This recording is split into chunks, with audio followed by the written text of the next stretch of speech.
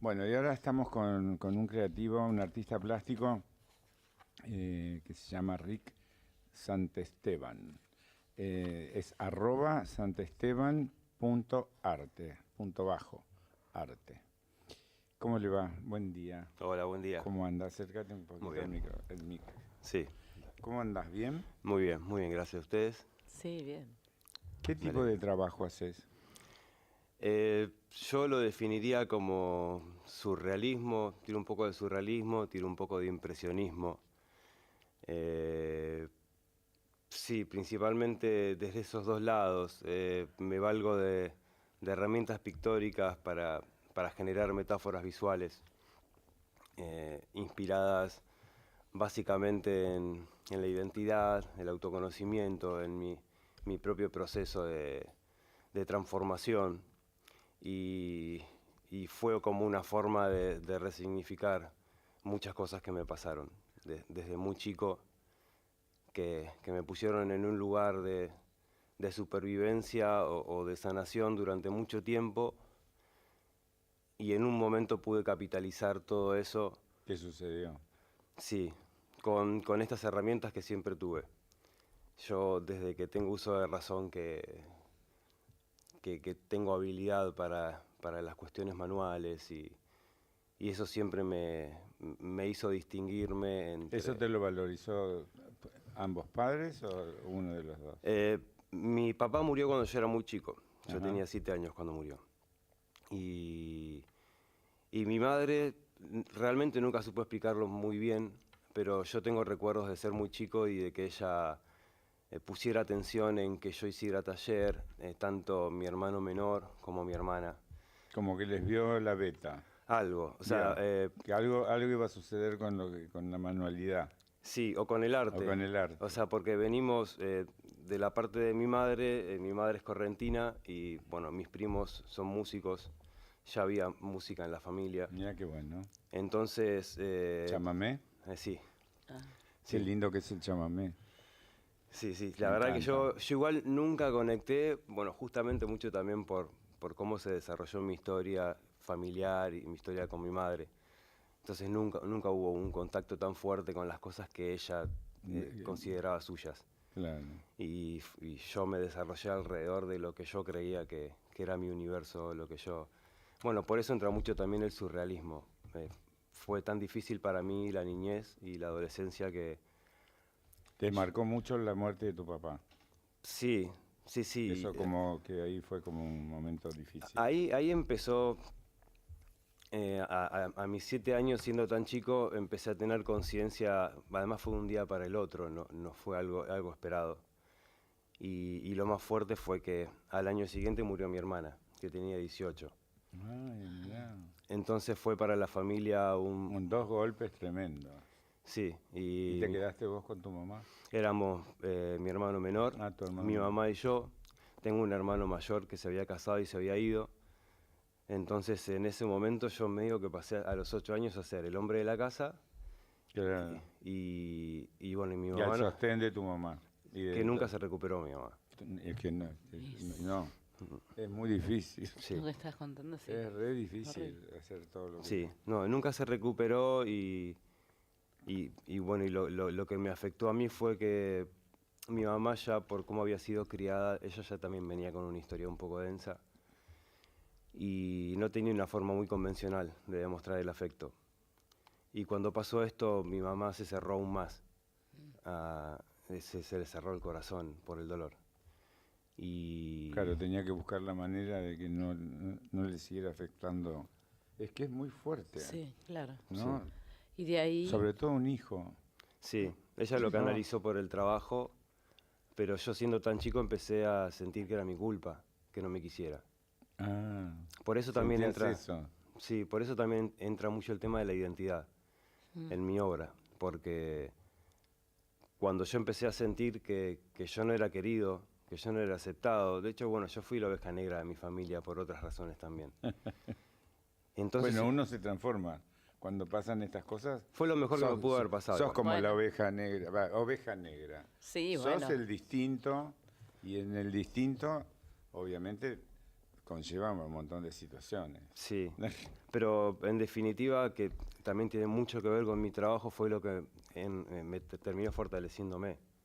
Y sí. Vos sí, sí. escribís cosas, he visto así, Sí, no como frases o oraciones que tienen un sentido.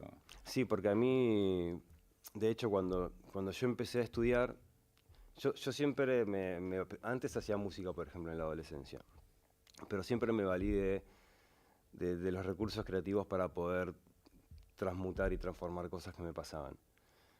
A mis 28 años recién yo empiezo a estudiar en la Universidad de Arte. Ah, mirá. Y ahí es donde yo conozco la pintura. Yo nunca había pintado. En toda mi vida. ¿Estudiaste acá mirá. en Buenos Aires? En la Universidad Nacional de Artes, en la UNA. En la UNA. Qué buena universidad, ¿viste? Siempre. Sí. Sí, sí, Sí, sí. es buena. ¿Te acordás que vino un creativo, Montón. Arce? Un Un creativo, montón un profesor que hace unas cosas alucinantes. Sí, hay con las profesores manos. increíbles. Ah, Sí. hace trabajo en la arena y después hace cosas con sus manos y ¿te acordás que hacía como que trajo una cajita Ay, sí, ¿cómo y se nos llamaba sacaba eso? como una cajita mágica que nos sacaba cosas? Y bueno, y es docente de una. Y la verdad que han venido muchos. O sea que ha sido una escuela que ha formado mucha gente. Sí, Que es interesante eso. sí, sí, sí. ¿Dónde queda así la gente sabe? Y la UNA queda cerca de Parque Lezama, es Avenida Patricios y Pinzón, por lo menos a la que yo iba. A la que Yo vos, sí. desconozco si sigue funcionando en este momento porque Ay, me parece Sí, creo que sí. se estaba viniendo un poco abajo. Puede ser que Parece haya que se cambiado de cambió. dirección. Está Sí. en otro Averiguame, lado. Laurita, dónde queda la... O sea, para mí está sigue funcionando la UNA, Montserrat. pero no sé bien dónde. Ok, vamos a averiguarlo. Bueno, y contame, o decime una de esas frases que leí así que eran re lindas. Cambió, perdón, ¿no? En Ascuénaga 1129 está. Muy bien. Esa La Universidad escuela de las Artes. y por Santa Fe, por ahí, ¿no? Puede Me ser. puede ser. No sé si tendrá más espacios, más lugares, pero bueno. Mira, o sea que es céntrica. Sí, Ascuénaga 1129. Sí. Y decime, de esas frases, ¿te acordás de alguna? Hay una que Textualmente, estabas así como paradito con un cartelito. Y Ah. era interesante lo que decís en el Instagram. sí. Ese justamente fue un momento en donde yo toda mi vida pinté solamente por el hecho de que pintar me daba sentido y me ayudaba a convertir esto en algo más. En un momento, más o menos hace 9 años, la pintura se convirtió en mi sustento, tanto como docente, dicté un taller de pintura, como artista. Cuando empecé a trabajar con la pintura empezó a volverse un producto y yo empecé a caer un poco en la trampa de la necesidad de vender y eso empezó a condicionar la forma en la que yo pintaba, porque cuando pintaba pensaba esto tiene que venderse, esto tiene que gustar. Claro. Y Claro. Y Sí. justamente hablando de identidad, empecé a sentir que que perdía mi identidad visual, porque estaba empezando a tratar de, Cuando te hacías comercial sentías eso. sí, de repente, Pero de algo tenés que vivir. sí, El pero, arte también te tiene que producir. sí, Pero mientras uno pueda hacer lo que le gusta y lo que quiere sin, digamos, sin venderse a... Lo que pasa es que es como un filo muy... Es muy finito. Es claro, ¿no? Sí, Es entre lo que querés hacer, que lo estás haciendo, más lo Es comercial. bueno, ahí se ve un poco en lo que haces en los que están en YouTube, pueden ver un poco el trabajo. Es re loco. Y tiene mucho que ver, mira, eso parece como un grito, ¿no? Un grito primario. sí, ¿No? sí, sí, sí, sí. ¿No? Y porque yo me gusta mucho desafiar algunos conceptos con mi obra, principalmente conceptos como la dualidad. A veces lo hago quizás desde el género, lo hago a veces también desde el caos y el orden, o Siempre por opuestos. sí, en realidad como justamente para romper los opuestos, como para visibilizar todo lo que está en el medio, ¿no? Como eliminar las polaridades y aceptar, que yo creo que fue algo que yo acepté en mi propio proceso de sanación, porque yo creo que muchos de nosotros, muchas de nosotras, crecimos con el peso de lo positivo de tener que estar bien, de la felicidad, de todas estas idealizaciones del sentir. Y muchas veces en lo negativo incluyo todo lo que me sucedió. Es fundamental para poder entender. Porque yo creo que de cosas. todo lo negativo uno lo tiene que transformar en positivo. Creo que ahí está el laburo. Ese es el laburo que yo aprendí a hacer solo, de alguna manera, ser resiliente. Yo digo, ser resiliente no significa ser solamente resiliente en la salud, Sí. sino que ser resiliente de la vida, para mí es algo fundamental. Y yo creo que he sido un niño resiliente desde los 5 en adelante, donde, digamos, tomé más conciencia de lo que a uno le sucede, de lo que sucede en la familia, de entender a los otros, a mis viejos, a mis hermanas, a mis hermanastros. Viste que a veces se provoca como que hay un tanto bollo, porque en todas las familias tenemos un mundo, no somos todos perfectos, no somos todos Ingalls, que tampoco era tan perfecto, pero no importa.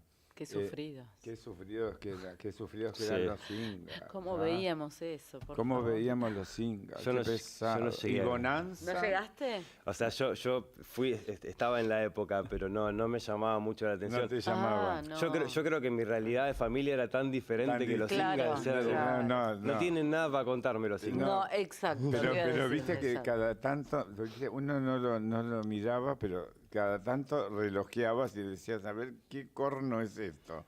Y Sí, pero era viste, tan... viste que te pasaba con varias series de nuestra Sí. época. Bueno, vos sos más chico que yo, pero imagínate que yo soy de los logos en blanco y negro, Yo miraba que lo que para pasaba. mí fueron los mejores.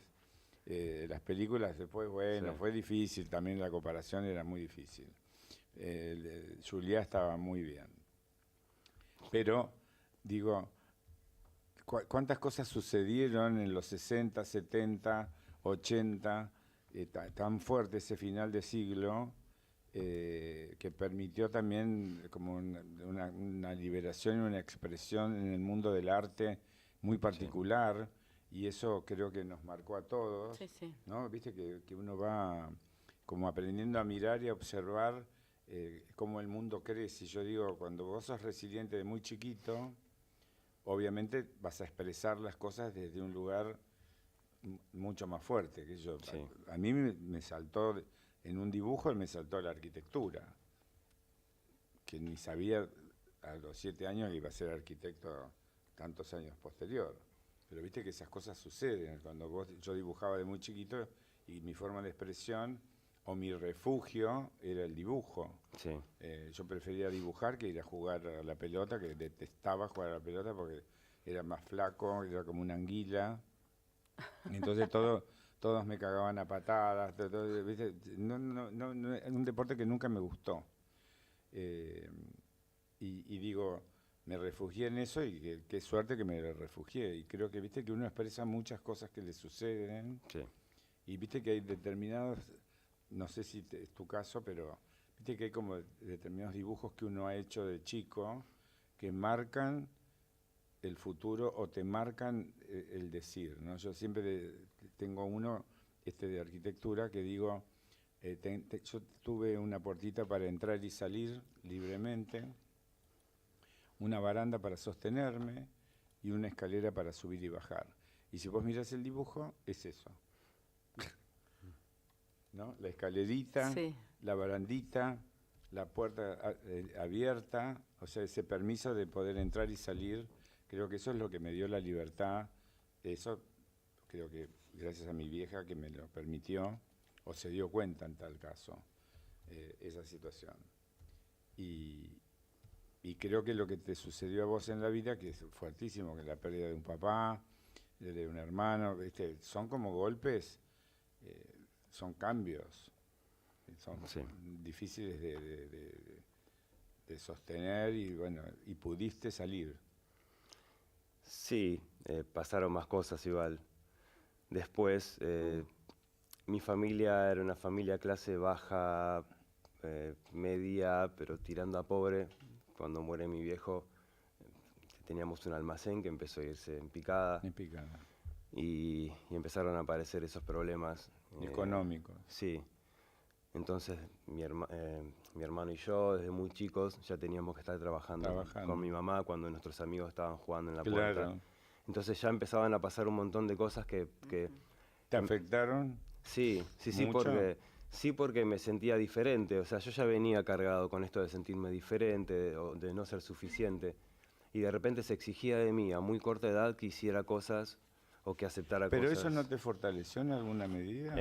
Mirando en retrospectiva, sí. Pero yo en ese momento, o sea, lo único que generó... En ese momento no, claro, no, lo en padeció. ese momento lo padeces. No, y en ese momento hizo que mi relación con mi mamá fuera terrible. O sea, yo tuve una muy mala relación con mi mamá. De hecho, a mí me echan de mi casa a los 21 años. Yo por toda esta realidad que era muy difícil, lo único que quise fue escapar de ese lugar. Claro. Mi casa se había vuelto como un agujero negro. Entonces yo... Como una carga negativa. Sí, era muy difícil estar ahí. Entonces yo rápidamente empecé a buscar en dónde caer y ahí empezaste a estudiar? No, me puse en pareja. ¿Te pusiste en pareja? Y no te fue bien. No. Venías con mucho golpe. Sí, no. Además a los 17 me puse en pareja y al mes ya estaba conviviendo y me metí en una relación sumamente tóxica. De hecho, estuve 3 años en relación con esta persona y me tuve que separar por haber sido víctima de violencia física. Y ahí fue que volví a mi casa y mi mamá me dijo, no puedes volver. Entonces yo a partir de ahí tuve que salir al mundo y arreglármelas solo. Y esa es otra de las cosas de las que estoy agradecido, volviendo al tema de la dualidad. Digo, esto podría ser considerado como pobre pibe, pero es lo mejor que me pudo haber pasado. Eso se llama resiliencia. Sí. Es así. O sea, frente a lo que sucede, uno tiene que salir adelante. Por eso yo siempre digo que yo sí creo en la cosa positiva. Creo que a uno lo sostiene esta cosa de que voy a estar mejor. En mi caso también, yo tuve que sostener mi casa desde los 8 años, cuando me pusieron una bandeja para ser mozo de un restaurante que no tenía la menor idea. Primero, que no podía ni sostenerla. Y segundo, tenía que llevarle a un plato, digamos, me daban propina porque era simpático, era como un enano, ¿entendés? Con una bandeja en un ñomo. Pero digo que yo agradezco muchas veces, digamos, al principio te enojás, un poco, pero después yo agradezco. Y cuando llegué a Buenos Aires a los 12, que tenía que laburar sí o sí, yo, pero feliz de la vida. Mientras mis amigos jugaban o hacían lo que, viste, o se rascaban el higo, viste, bien cuando tenés la pérdida de adolescencia, viste que está todo el mundo rascándose el higo después del colegio o encontrándote a las 7 de la tarde y vos decís, y yo no puedo porque no tengo guita o porque no tenía... Porque tengo que laburar. O tenés que laburar. Y sin embargo, eso también te hace resiliente Obvio, de la situación. Sí, y viste que uno va transitando... Son cosas que a uno lo fortalecen con el tiempo. Claro, en el momento lo padeces. Hay momentos que lo hay pasas gente mal, que, está todo el mundo viajando y vos estás trabajando o estás en un conflicto familiar. Es complicado. Cuando sos chico no tenés esa posibilidad de pensar que el mañana va a ser mejor. Sí, a mí me agarraba... No se te ocurre, sí. No se te ocurre. A mí me pasaban cosas que eran hasta tragicómicas. De golpe me agarraban como surmenage. Ay, no, lo que se llamaba ahora, lo que se llamaría ataques de pánico. De ahora, pánico. ¿no? Y de golpe me desmayaba, no sé qué, no sé cuánto. Y yo decía, estoy re loco. Pero en ese momento que me sucedía... Al principio, viste, me enojaba y después decía, estoy re loco, porque ¿cómo me voy a desmayar a los 16, 17 años? ¿De qué me voy a desmayar? Ahora pasa un montón, ¿eh? Ahora pasa un montón, no, ahora pasa... Olvidate. No, pero ahora viste que es como una moda el pánico, ya es como... Pero te dicen, tengo ataque de pánico, es lo mismo que... Claro, una gripe. Pero en ese momento era peor porque en ese momento te pasaba y era como, bueno, arreglate con el trauma y seguí adelante. Claro. De hecho, y aparte iban los médicos y te decían cualquiera. Y sí, pero porque no había conciencia de salud mental. O sea, yo creo que mi mamá era una mujer depresiva, pero como en ese momento no habían herramientas, era ella su trauma y arreglate, y nosotros los hijos, claro. arreglate también. Claro. Entonces Quizás era hoy transmisión. medicada hubiese sido otra una la cadena, realidad. exactamente. Probablemente. Sí, Sí, o esa cosa que No lo que sabemos. uno siente que también transmite a los chicos. Empezamos el programa Sí. hablando de esto, ¿no? Mi mamá, divina, pero ella era el abandónico total del amor, porque mi papá era un disgusto nacional. Te imaginas, si tenía tuvo 3 matrimonios con 9 hijos, imagínate lo que era. Te diría, lindaba con el cachivache por momentos. Sí. Entonces, digo, eso te carga. Sí que a No, veces uno en esa resiliencia, viste, que vas empujando y decís, "Bueno, vamos a ir adelante, porque si no esto, no te queda mucha opción". no, Hay gente que no puede salir, se queda pegado lamentablemente y está bueno que hayas encontrado el arte, Y sí. sí, o ¿no? sea, Que eso te permitió sostenerte. sí, yo, o sea, no voy a traer a otros miembros de mi familia que no han tenido mi suerte, entre comillas, ¿no? Claro. Yo, de hecho, hasta justo vos hablás esto del peso, de la carga, yo hice una serie, o sea, lo de mi mamá igual después empeoró, porque a mí me echó de mi casa y a los 2 años se cayó en el almacén, sufrió una lesión muy grave en la espalda y le encontraron un cáncer en la sangre. Ah, mira. Cuando apareció el cáncer, los hijos tuvimos que volver a cuidarla. Y yo no la quería a mi mamá, o sea, yo estaba enojado con mi mamá. Estabas enojado. Y yo volví igual, tuve que volver igual, tuve que dormir en el piso del hospital, o sea, perdió la movilidad de las piernas mi mamá. Claro, Y pobrecita. fueron 4 años terribles, es un cáncer muy, muy terrible. Todos y- los cánceres son terribles. Sí, Lo que importante es que el cáncer uno lo tiene que sortear. Yo también tengo cáncer. Y vas sorteando. A Sí. medida que vas pasando, tenés que tratar de sostenerte como podés y siempre siendo positivo también. Y también aprendiendo muchas veces solo a que, bueno, digamos, nadie te va a dar la varita mágica ni te van a dar el remedio.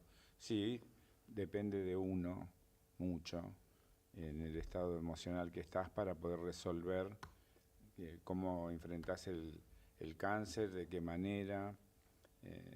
Lo mío también fue gravísimo. El pronóstico, imagínate, me daban 1 semana de vida con 6 tumores en la cabeza. Con cáncer de pulmón y viste los disparos que viste cuando no entendés un pomo de todo Sí. lo que sucede, pero se dispara, el cáncer se dispara.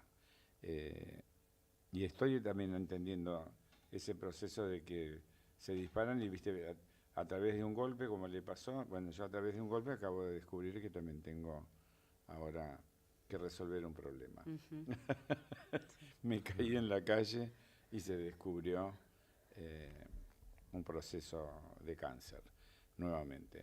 Pero bueno, son cosas que hay que enfrentar y que hay que ponerle, digamos, y creo que yo entiendo que es dificilísimo para mi familia, para mí no, yo trato viste, de no hacer. Sí hay momentos que obviamente no te pones bárbaro, viste, te agarran tus crisis. sí. Y del lado de afuera también les agarra crisis, porque les agarra miedo, porque viste, es difícil sostener, porque es una enfermedad que uno no sabe, desconoce muchas veces Sí. qué es lo que sucede. Y cómo, viste que, sí, viste que va transmutando eso. Pero bueno, tengo que ir al informativo y un artista plástico divino que se llama Rick Santesteban. Y su Instagram es eso. @santesteban.arte. .arte. Un artista con historia fuerte. Bueno, pero que ahora en el pequeño corte te noté un poquito más flojito y mejor. Viste que está bueno, que uno a veces cuando habla, viste que necesita explicar lo que a uno le sucede y también ser resiliente con el trabajo. Me decías en el corte un poco esta cosa que te estás reencontrando con que, bueno, ese artista también tiene que ganar plata y tiene que vivir. Sí. Y entonces también contame dónde vendés y dónde estás. que es interesante. Yo he trabajado con galerías en el pasado, he trabajado con una galería de Estados Unidos, pero por complicaciones tuve que dejar de trabajar y la verdad es que tampoco fue que vendí tanto en esas galerías. Actualmente, además de dar clases, yo trabajo en la Feria de San Telmo y como invitado en la Feria de Palermo también, pero trabajo todos los domingos en la Feria de San Telmo. De hecho, armé mi puesto y me vine a la entrevista. Mirá Y vos. mis colegas me están cuidando de los Te trabajos. están cuidando de los laburos, Ay, te qué- están vendiendo. Ojalá. Ojalá. Sí. Y Sí. decime, ¿y qué te gusta más la docencia, más la pintura, más trabajar o no con galería? Todos han tenido problemas, ¿no? Muchos pintores Las han venido galerías, con los Marchand, ¿no? Son complicados, me parece. Lo que tiene la galería es, eso depende de la galería, ¿no? Yo tampoco trabajé con tantas como para poder establecer, pero lo que tiene la galería para mí es la despersonalización en el momento de la venta de la obra, que eso es algo que encuentro en la feria, por ejemplo. Porque yo cuando le vendo una obra a una persona, yo estoy cara a cara con esa persona. Y me ha sucedido, por ejemplo, de estar parado cerca de mi puesto y que una chica una vez pasó y se quedó parada mirando una de mis obras y se puso a llorar. Algo le pasó. Sí. Es como lo que cuando vi la del grito. Sí. Viste que te dije un grito primario. Por eso, pero Esas no- tres caras que con la boca Sí. abierta. No se puso a llorar del horror. O sea, No, no. ya- claro. No, a mí no me pareció un horror, al contrario, me pareció No, hermoso. no. Me pareció Esa- que eso es expresiva. esa obra le llama la atención a mucha gente. Es que es re loco. O sea, de hecho yo, bueno, además de dar clases y de vender mi obra, yo en este momento le hago la tapa de los discos a un DJ holandés. Esa es una de las tapas que le hice. Ah, mirá. Ah, Y vos pensás, yo que he tenido cáncer de pulmón con metástasis en el cerebro, ¿cómo no me va a llamar la atención todo lo que sacás de la cabeza? sí. Todo lo que está en esa cabeza, que vos Sí. dibujás o pintás. Y mucho de lo que vos haces en arte también lo pones en tu cuerpo, por lo que veo. Porque hay mucho de... Soy tatuador también. ¿Sos tatuador? De hecho, Ajá. me he tatuado a mí mismo. ¿En serio? Sí, Ay, ¿no te sí, mirá. duele? No. Ay, Mira, qué dolor. ¿ves? Mira, eso tiene está Ah, mostrando una claro. imagen en su brazo de lo que pintaste. que es muy parecido a lo que haces en tus cuadros. Sí, esto nació, la inspiración es un poco profunda. Es como una trama. Sí, es una trama que está escondida. Yo la obtuve de fotos microscópicas de cortes transversales de las raíces de las plantas. Ah, Son estructuras que están escondidas en la naturaleza y que están en todos los tejidos naturales. Y que para mí, yo los usé como lenguaje, para hablar de la esencia de las personas, de eso que somos atrás de las construcciones. Yo al haber sido un chico tan inseguro y con todas estas cosas de tener que adaptarme, construí muchas máscaras para poder vincularme con la gente y sentirme Claro. querido. Entonces, esa esencia un poco la perdí durante mucho tiempo y creé un montón de máscaras y avatares. Por eso también yo creo que está tan presente el uso de retratos en mi obra. Claro. Porque yo inventé un montón de máscaras para ser querido. Hasta un día, y todo arrancó hablando de capitalizar lo negativo, ¿no? El día que esta persona me pegó, yo ese día desperté a una realidad en donde dije, estoy haciendo las cosas mal. O sea, no va por acá. No. Y hubo 3 libros que leí en ese momento que me ayudaron mucho. Y uno de estos 3 libros lo tengo tatuado también, que se llama Solo la verdad trae libertad. Entonces yo ahí me aferré a la idea de que la única forma de ser libre era conocerme.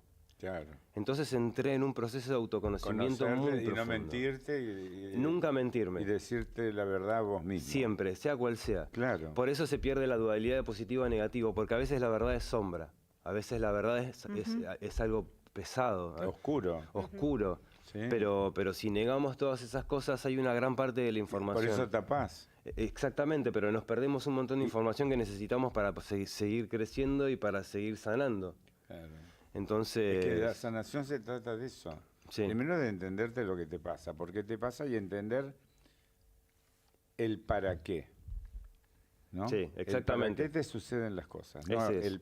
El por qué ya está, porque ya te sucedió. ¿y el por qué te ponen en un lugar de víctima? Y no Claro, somos víctimas. no somos víctimas. El Somos para qué te protagonistas. pone en el acto positivo de decir, bueno, vamos al cambio, vamos a a la resiliencia. ¿Qué hago con esto? Sí. ¿Qué hacemos con esto? Y cómo lo mejoramos. Exactamente. De hecho, justo antes, y lo cuento rápido, yo iba a contar que con todo esto que pasó con mi madre, yo llegué a hacer una serie que se llama Herencia, en donde yo me inspiré, yo tengo el diario íntimo de mi mamá. Y yo ahí pude tener acceso a cosas que ella escribió cuando yo todavía ni había nacido. Y esto a mí me ayudó a humanizarla. A pesar de mi relación con claro. ella, esto me ayudó a entenderla. Entonces yo pude ver en ella a la persona y me pude ver a mí mismo en ella también. Y pude entender todos sus procesos y las cosas que hizo y las herramientas que no tenía, que le hizo hacer otras cosas también. Entonces... Pudiste sanar. Sí. Y sanarla a ella también. Claro, sanar a tu mamá y sanar también la memoria de tu mamá. Sí. Que le deben haber pasado cosas tremendas como a todos. Tremendas. Y la verdad que hay que tratar de resolver, qué sé yo. Yo sé que uno no es perfecto. Muchas veces digo, uy, todo lo que pasé o todo lo que tuve que pasar es para aprender. Por eso yo no me siento, nunca fui un resentido de lo que me sucedió. No, para nada. Para nada.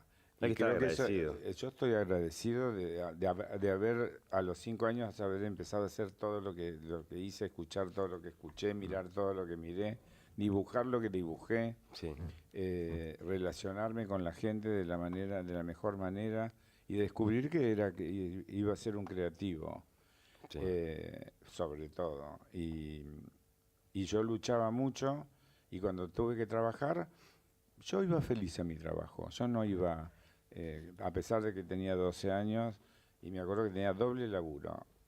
Iba al colegio a la mañana, doble laburo, y después tenía que llegar a mi casa, estudiar y al otro día volver a hacer lo mismo.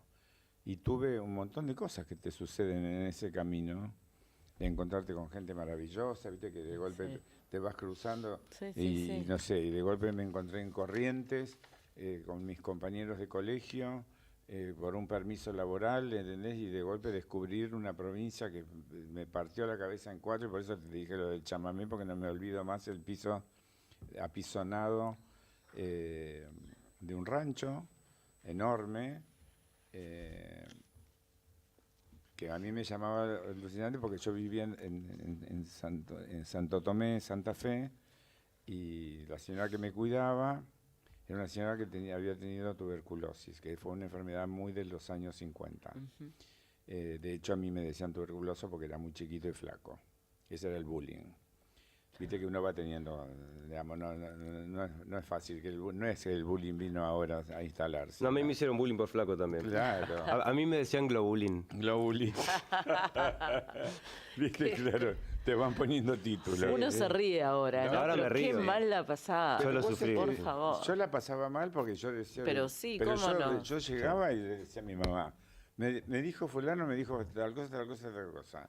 Hasta que un amigo cordobés me enseñó y me dijo, cuando te vuelvan a decir, Pachano, agárramela con la mano, que ya me la tenían al plato, imagínate lo que fue el colegio primario y lo que fue el colegio secundario, hasta que un día, me acuerdo, de un diputado muy famoso, que no sé si no fue senador, de Menem, Abdala, me rompió tanto las pelotas, íbamos al Manuel Verano, y me dijo, vos sacarle los tornillitos a la tabla. Y bueno, me acuerdo que eran, viste, tenía como una tablita. ¿De qué tabla? De la tabla del pupitre. Del pupitre. Del pupitre, tuyo, viste que era individual. Sí. Bueno, agarré, cuando me empezó a romper, dale, que pachaba con la mano, agarré la tabla y hice ¡boom! Un golpe. Nunca más me dijo, agarrámela con la mano. Santo remedio, sí. Santo remedio. Un maderazo. Un maderazo y se le acomodó la neurona.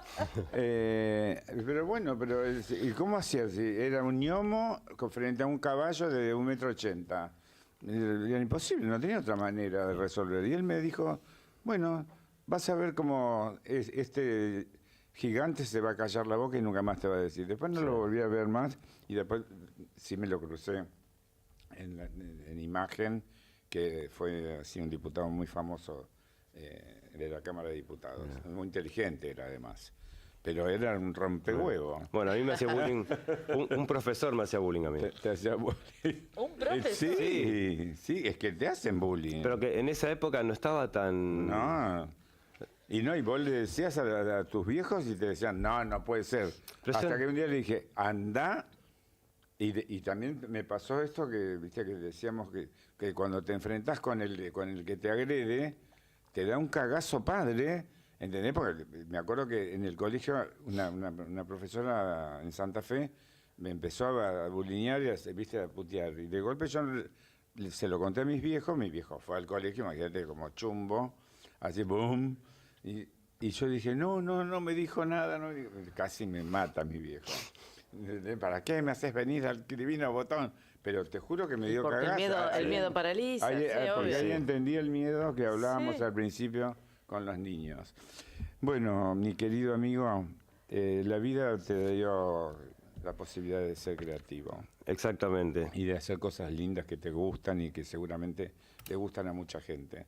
Tenés que difundirlo más. Nada más. Tenés que Estamos en eso. Tenés que hacer ese trabajo comercial que a veces a uno le hinchan las pelotas, pero si uno no es comercial, es muy difícil poder difundir tu trabajo. El arte se tiene que difundir y se tiene que mostrar. No hay otra forma para poder vender y para poder subsistir. No, nos toca hacer todo. Empresario, artista, community manager. Todo. Y se puede y se puede hacer divino. Así que bueno, muchas gracias. Muchas gracias a ustedes. No, por favor, y lo pueden ver, recordamos tu Instagram, @santesteban.arte. Ahí vemos todo lo que haces. Exactamente. Bueno, Gracias, mi viejo,